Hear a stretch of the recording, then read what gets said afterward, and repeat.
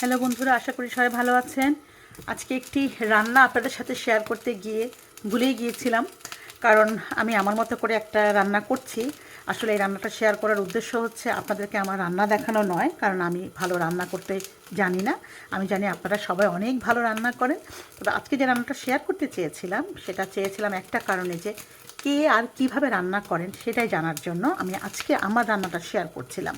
তো তার মধ্যে আমি ভুলে গিয়েছি, একটা জরুরি ফোন এসেছিলো, গল্প করতে করতে আমি ভুলেই গিয়েছি যেটা আপনাদের সাথে শেয়ার করব। হঠাৎ মনে আসলো, সো আমি এখান থেকেই শেয়ার করছি। দেখা যায়, আশা করি আপনারা সবাই অনেক বিচক্ষণ দর্শক, আপনারা বুঝতে পারবেন। তো যতটুকু মিস করেছি আমি আপনাদেরকে একটু বলে দিতে চাই। আমি এখানে আজকে আসলে করব, রেসিপিটা হচ্ছে মিটবল, বা যেটাকে আমরা কোফতা বলি। এখানে বিফ মিটবল আমি ভেজে নিয়েছি, আগে থেকে হালকা ভেজে নিয়েছি।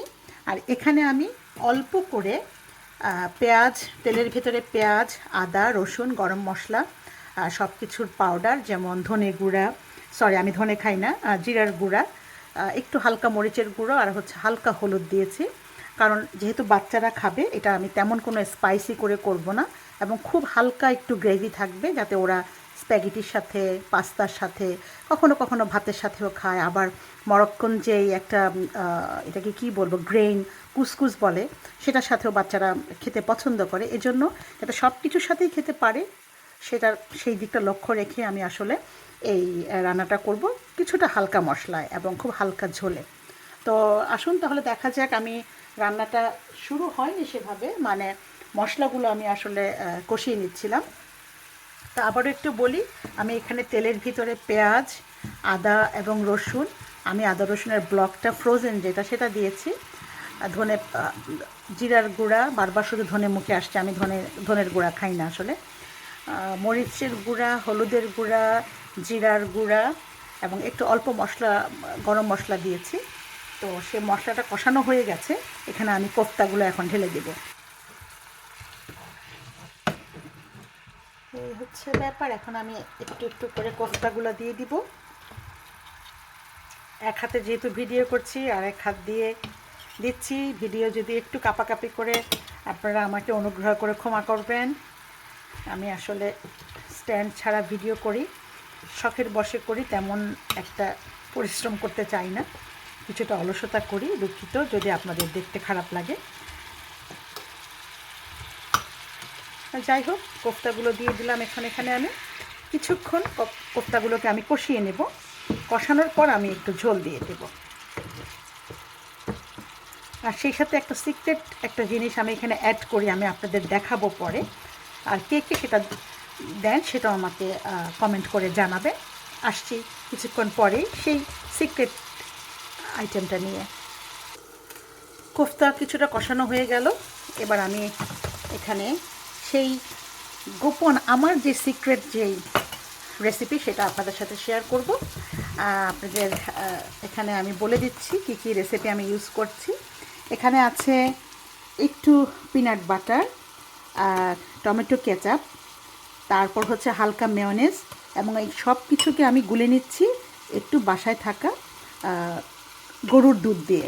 তো পিনাট বাটারটা গলতে একটু সময় লাগে, সেটা আমি ওখানে কোফতায় অ্যাড করলে এটা ইয়ে হয়ে যাবে, মেল্ট হয়ে যাবে।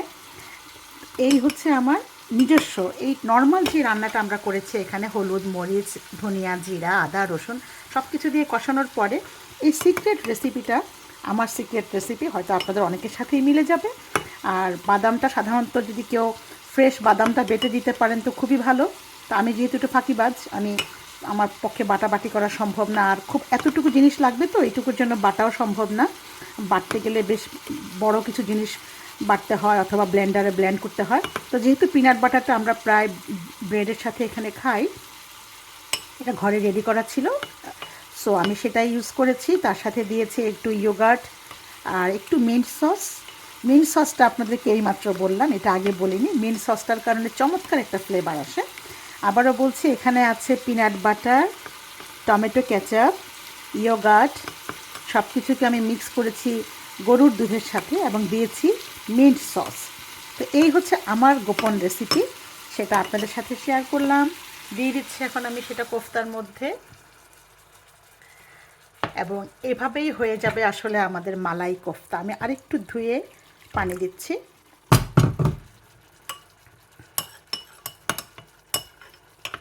আমার এখানে ইয়োগার্ট এবং মিন্ট সসটা রেডি করা ছিল, এটা পাওয়া যায়, কিনতে পাওয়া যায়, সেটাই আমি অ্যাড করেছি।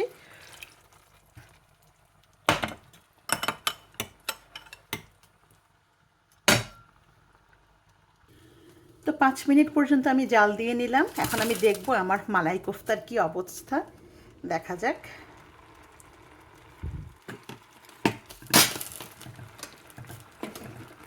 আর বলে রাখা ভালো, আমি যেহেতু বাচ্চাদের জন্য রান্না করছি, আমি ভীষণ অল্প তেলে রান্না করছি। এই রান্নাটা আমি করেছি অলিভ অয়েল দিয়ে, যে কারণে খুব বেশি একটা তেল আমি দেইনি, কারণ বিফে একটু এমনিতেই তেল থাকে।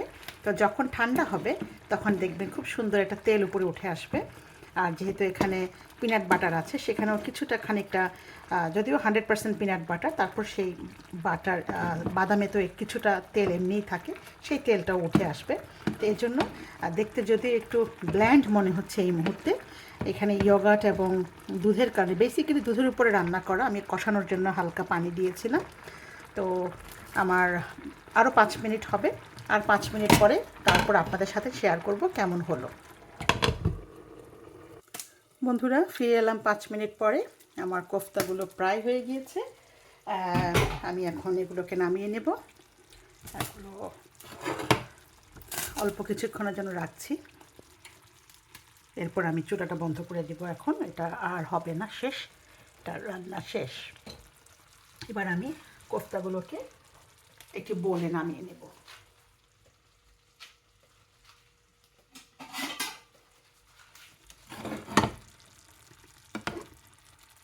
একটি চামচের সাহায্যে আমি এখন কোফতাগুলোকে উঠিয়ে নিব।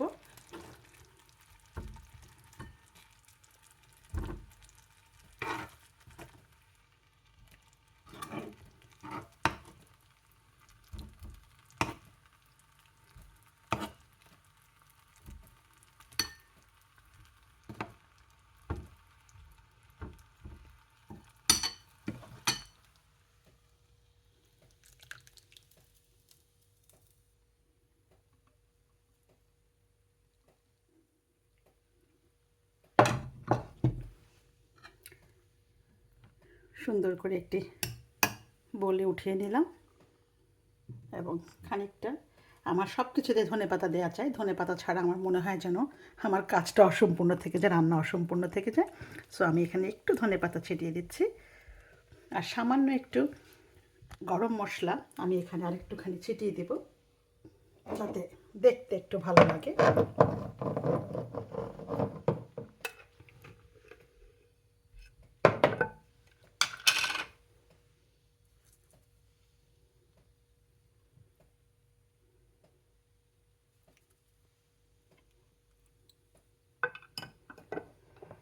এই হয়ে গেল আমার গরম গরম বিফ মালাই কোফতা। আমার আর তস হয়েছে না একটি খাওয়ার জন্য, তবে এখন অনেক গরম, আমাকে একটু গ্রেভি চেখে দেখতে হবে কেমন হয়েছে। সত্যি বন্ধুরা, নিজের রান্না বলে বলছি না, খেতে ভালো লাগছে, খুবই ভালো লাগছে।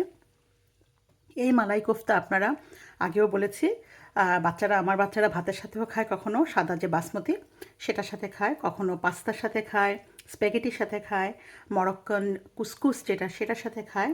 তবে কখনো কখনো আমি খুব ঘরে যে গরম গরম পরোটা, ঘিয়ে ভাজা পরোটা দিয়ে আমি খেয়েছি, খুবই মজা লাগে। আপনারাও ট্রাই করে দেখবেন। এইটাগুলো আমি আমার আজকের রেসিপিটা আপনাদের সাথে শেয়ার করলাম মালাই কোফতার। বাট আর কে কীভাবে মালাই কোফতা রান্না করেন প্লিজ আমার সাথে শেয়ার করবেন, অথবা মালাই কোফতা ছাড়াও আর কে কীভাবে এই কোফতা বা মিটবল রান্না করেন সেটাও আমাকে জানাবেন, কমেন্টে জানাবেন কে কীভাবে খান বা খেতে পছন্দ করেন। নতুন নতুন যে রেসিপি বা আইডিয়া পেতে আমার খুবই ভালো লাগে। আপনাদের কাছ থেকে রেসিপি পেলে আমি সেটা আবার নিজেও ট্রাই করব।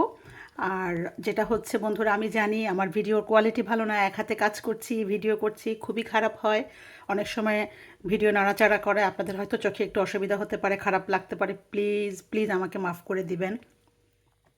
আমি বারবার বলছি আমি কোনো প্রফেশনাল কেউ না, আমি কোনো রান্না শেখাচ্ছি না, এটা কোনো রান্নার কোনো ভিডিও না, জাস্ট মনের সুখে যা করি আপনাদের সাথে একটু শেয়ার করে রেখে দেই। এটা খানিকটা বলতে পারেন আমার অবসরে এগুলো আমি দেখি, আমারও ভালো সময় কাটে। আর আজকাল আপনারা অনেক প্রফেশনালি অনেক কিছু করেন দেখে এত ভালো লাগে, সেখান থেকে উৎসাহ পেয়েছি। আপনারা কাইন্ডলি আমার কোনো ভুল ত্রুটি থাকলে সেটা ইগনোর করবেন প্লিজ, কেউ কোনো নেগেটিভ মন্তব্য করবেন না, কারণ আমার খুব কষ্ট হয় খারাপ কথা শুনতে, আমার ভালো লাগে না খারাপ কথা, আমাকে খুব ভাবায়, কষ্ট দেয়। যদি ভালো না লাগে আমার ভিডিও আপনারা ইগনোর করে চলে যাবেন, আর যদি ভালো লাগে প্লিজ আমাকে একটা লাইক দিয়ে দিন অথবা শেয়ার দিয়ে দিন।